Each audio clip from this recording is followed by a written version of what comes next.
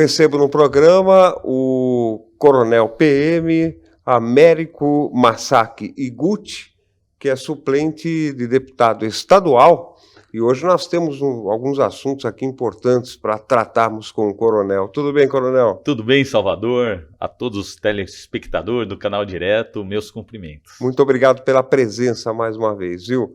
Coronel, o primeiro assunto é polêmico. Foi descriminalizado o porte de maconha para uso pessoal. Quer dizer, o Congresso ainda está discutindo isso, né? O que o senhor acha dessa ideia? O nosso partido, o PL, já tem um posicionamento muito claro em relação a dizer não às drogas, e inclui a maconha. A maconha é um psicotrópico que causa dependência química ou psíquica. Portanto, é um dos produtos considerado droga ilícita conforme o Ministério da Saúde. Esse é o ponto conceitual. E nosso partido, o PL, posiciona contra a descriminalização da maconha em face do mal que ela provoca, não só o indivíduo, mas as suas famílias e principalmente em relação à dor, o sofrimento que as mães, os pais sofrem em relação aos filhos. E mais tarde nós vamos comentar a questão da violência.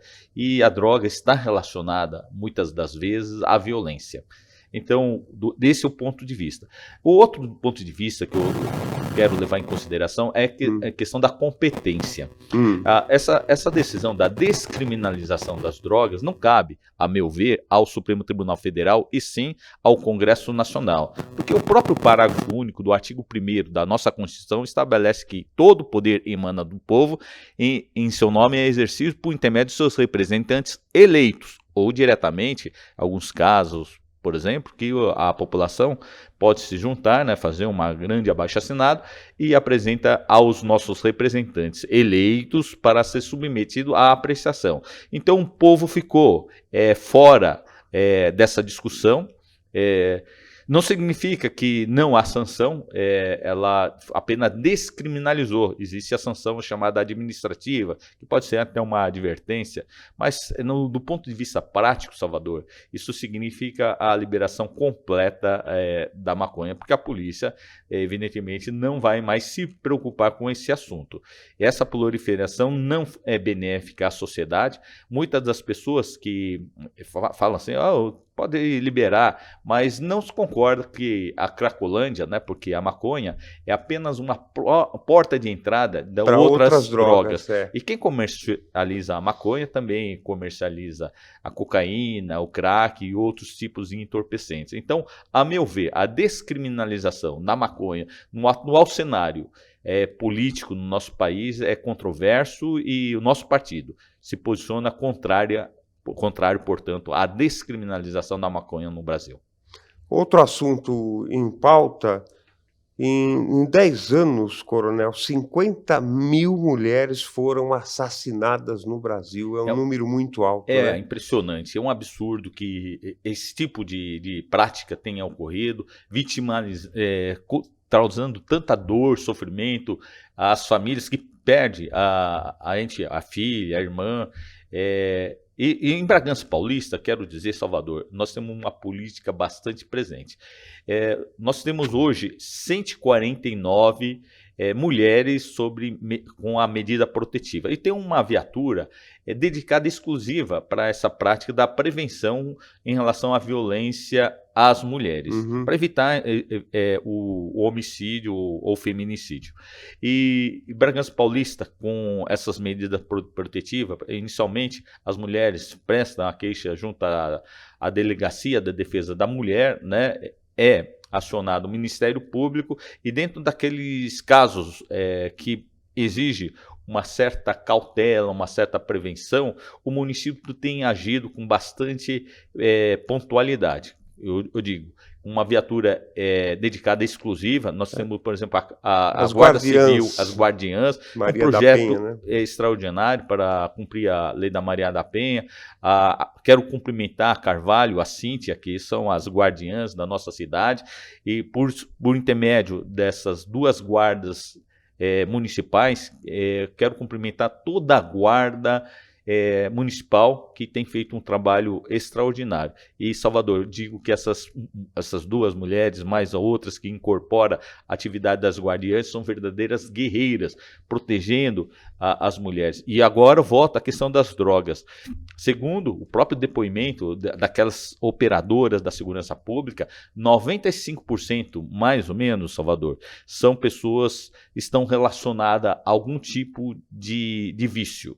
Ou o álcool ou as drogas. Mas as drogas, elas têm provocado uma agressão muito grande. Porque muitas vezes a gente fala agressão contra as mulheres em relação do marido com relação à esposa. Não, tem filhos batendo nas mães. Né? Tem netos batendo em avós. É muito triste essa situação, esse cenário. É por isso que o trabalho no município ele tem resguardado e evitado esse tipo de ocorrência. E Salvador, quero dizer mais uma coisa. Eu quero cumprimentar as forças de segurança da nossa cidade. Nossa cidade é entre as 6 mais seguras do nosso Brasil.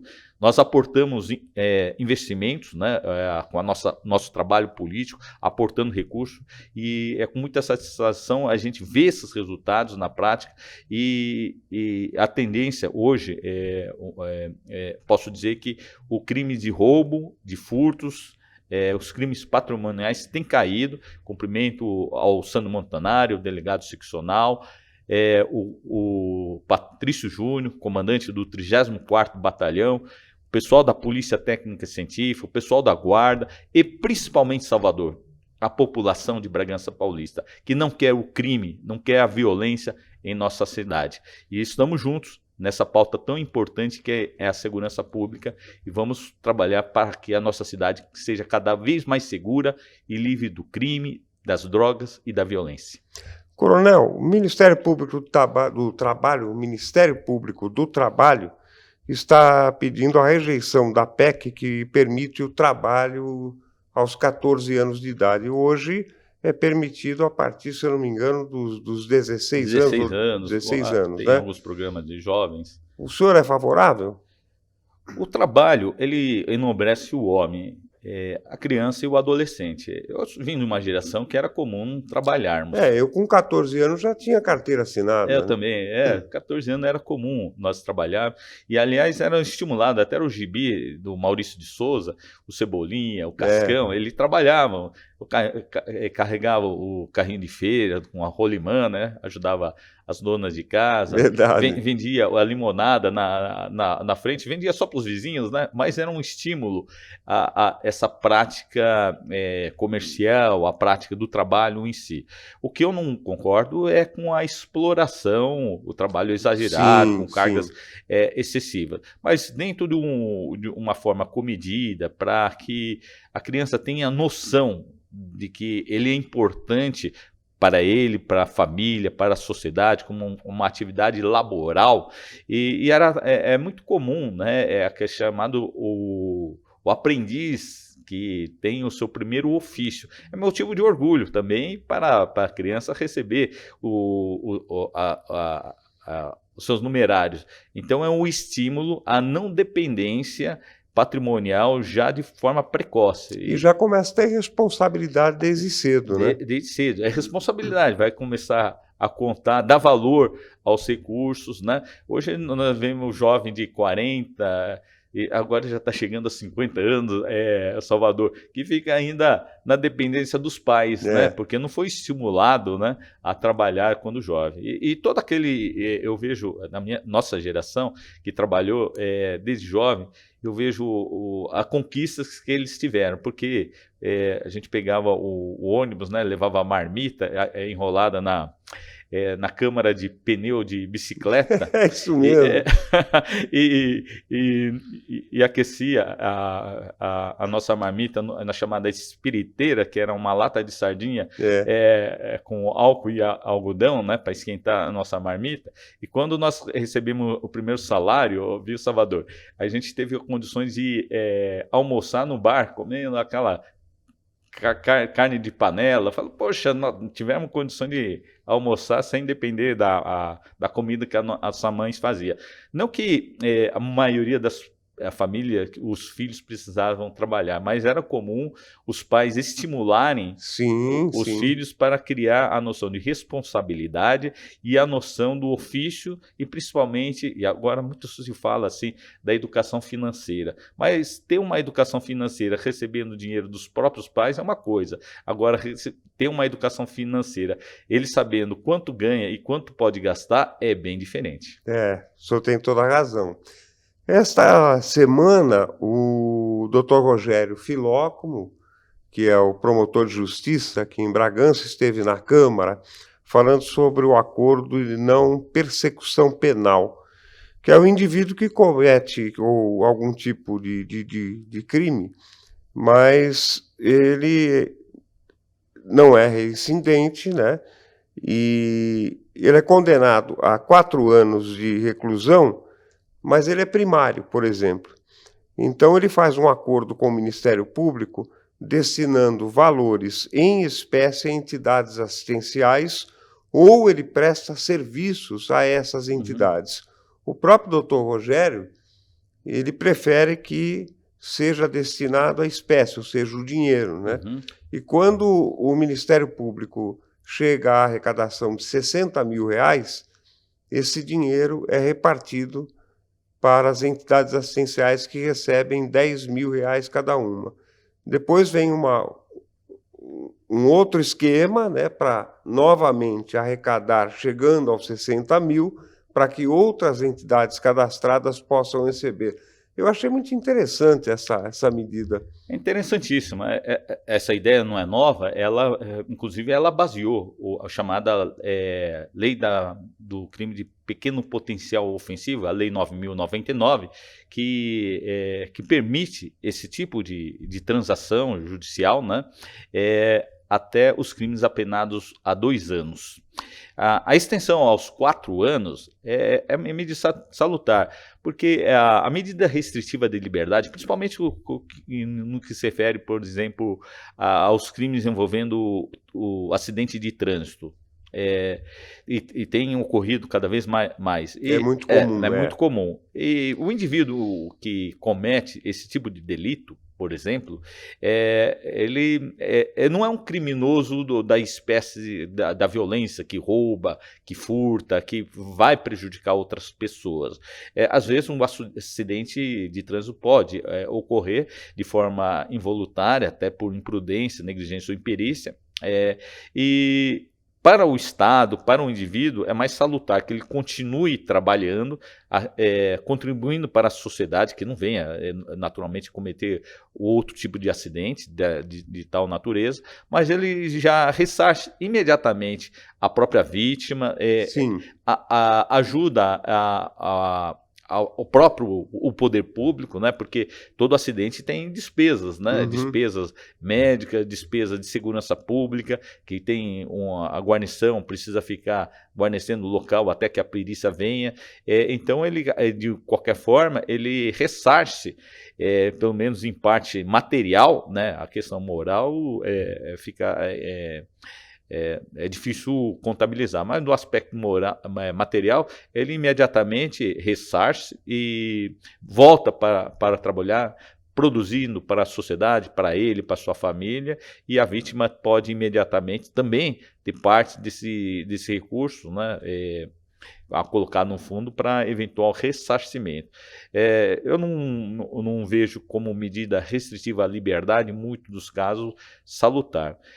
Voltando no caso da descriminalização da maconha, por exemplo, não sei se você lembra, na década de 80 até 90, existia a aplicação da lei das contravenções penais. Eu não acho que a pena deve ser muito grande para um usuário, mas basta ficar um dia, ou 2 dias, ou algumas horas, né, em cárcere, para a pessoa sentir, né, o poder do Estado, porque nós não podemos, no ponto de vista jurídico, estabelecer qualquer medida coercitiva em relação aos drogados, mas ninguém quer Cracolândia na sua cidade, percebeu? É lógico. Ninguém quer em frente da sua rua, mas vamos permitir que as pessoas possam ser viciadas, transitar. Então, era muito comum, né, nas famílias, falar, não anda com fulano de tal, porque a pessoa foi presa, né, um dia, que seja, para dar uma espécie que a gente fala no direito, né? O direito só se torna eficaz quando existe a coercibilidade, desde Hans Kelsen, né? Que toda norma jurídica, se não tiver a coercibilidade, então não há razão de existir. E se não há punição, então por que coloca a maconha como substância entorpecente? E eu digo mais, Salvador, se a maconha é considerada droga ilícita, é porque o Ministério da Saúde assim considerou como substância capaz de causar dependência física ou psíquica ao indivíduo. Coronel, para nós encerrarmos, e os recursos que o senhor conseguiu viabilizar para Bragança? É muito importante. Quero parabenizar toda a população de Bragança Paulista que vem subsidiando com informações relevantes. A questão da proliferação da dengue exigiu um aporte significativo na área da saúde. Por essa razão, dentro do nosso trabalho político, um aporte muito importante foi feito na Santa Casa, no Hospital Universitário de São Francisco e também no aspecto da questão social, as crianças, né, em estado de vulnerabilidade pelo maravilhoso trabalho feito lá no SAMA. E também não podia ser diferente, né, Salvador? Como coronel da Polícia Militar, ser cobrado na questão da segurança pública. Então, um aporte significativo, por intermédio das demandas do CPAI-2, que é o comando da nossa região, que fica em Campinas, da qual Bragança Paulista faz parte por intermédio do 34º BPMI. E o pedido é sempre feito lá no I2, CPAI-2, porque é lá que concentra a competência financeira.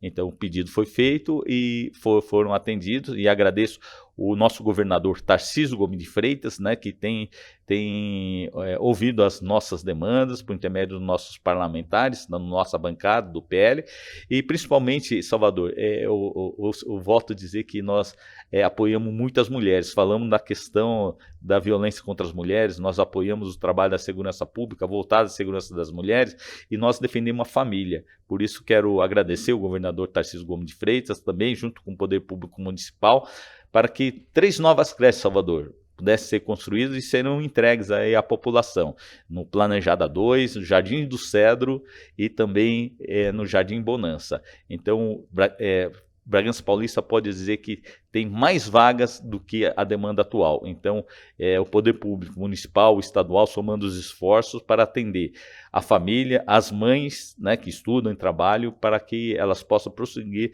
sua atividade econômica, sua evolução intelectual, com a segurança de que seus filhos serão bem cuidados pelo poder público municipal. E o senhor é pré-candidato a vereador aqui, né? Exatamente, pelo nosso partido, né? E vamos somar esforços, né? Complementar todas as forças políticas com respeito a todos os atores, para que a nossa cidade seja cada vez mais amada, acolhedora e pujante. Muito obrigado pela presença, coronel. Muito obrigado a todos. Está aí o Coronel Américo participando do canal Direto de hoje, que fica por aqui. Muito obrigado por sua audiência.